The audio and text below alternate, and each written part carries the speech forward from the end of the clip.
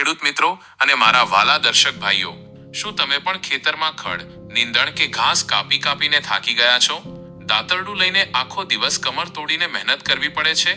તો આજે તમારા માટે લઈને આવ્યો છું એક એવું અદ્ભુત અને જબરદસ્ત દેશી જુગાડ જેવું મશીન જે તમારું આખા દિવસનું કામ માત્ર 20 થી 30 મિનિટમાં પૂરું કરી દેશે. આજે આપણે આ બેટરી અને ઇલેક્ટ્રિક પાવરથી ચાલતા ઘાસ કાપવાના અલ્ટ્રા લાઇટ મશીન વિશે બધું જ જાણીશું. માઇનસ મશીન કેવું છે, કઈ રીતે કામ કરે છે, ઘાસ કાપવાની સાચી રીત કઈ છે અને આ મશીનથી તમારા કેટલા રૂપિયા અને સમય બચશે. તો વિડીયોને છેલ્લે સુધી જરૂર જોજો.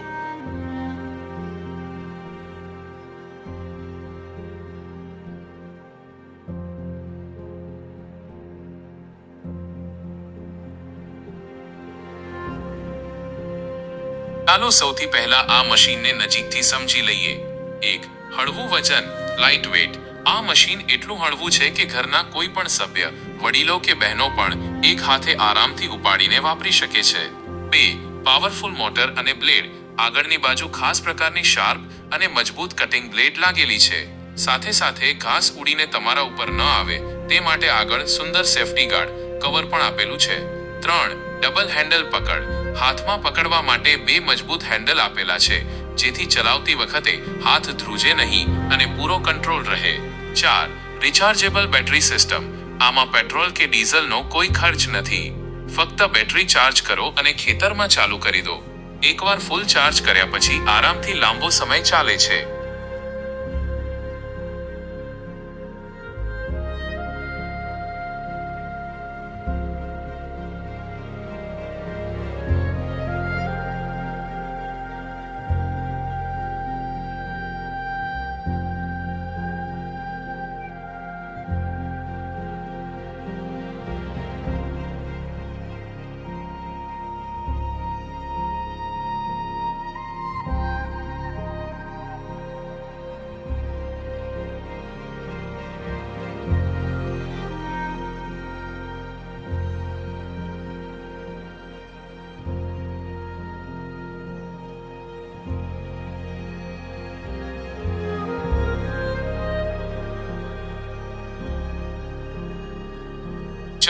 ઘાસ ભેગું કરવું.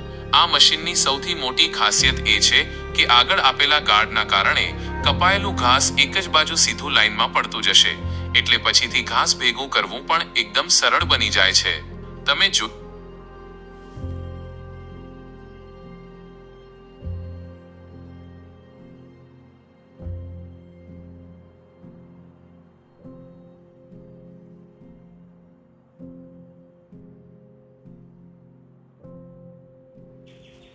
ખેડૂત મિત્રો, આ મશીન વાપરવાના ઘણા મોટા ફાયદા છે.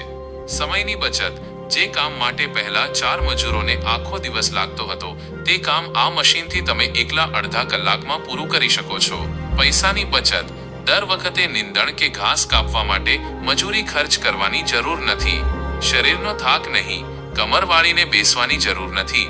આરામથી ઊભા ખેતર સાફ થઈ જાય છે. માવજત સરળ. મશીનને સાચવવું એકદમ સહેલું છે. ફક્ત કામ પત્યા પછી બ્લેડ પરથી સૂકું ઘાસ સાફ કરી લેવાનું રહે છે.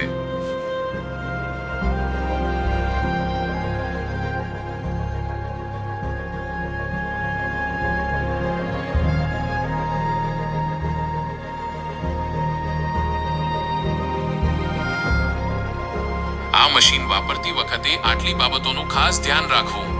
1. જ્યાં મોટા પથ્થર કે લોખંડના તાર હોય ત્યાં સાચવીને ચલાવવું જેથી બ્લેડને નુકસાન ન થાય. 2. કામ પૂરું થાય એટલે મશીન બંધ કરીને બેટરી અલગ કરી દેવી. 3.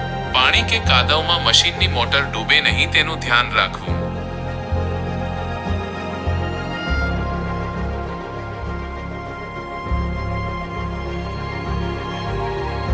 ખેડૂત મિત્રો, તમને આ ઘાસ કાપવાનું મશીન અને તેની કામ કરવાની રીત કેવી લાગી?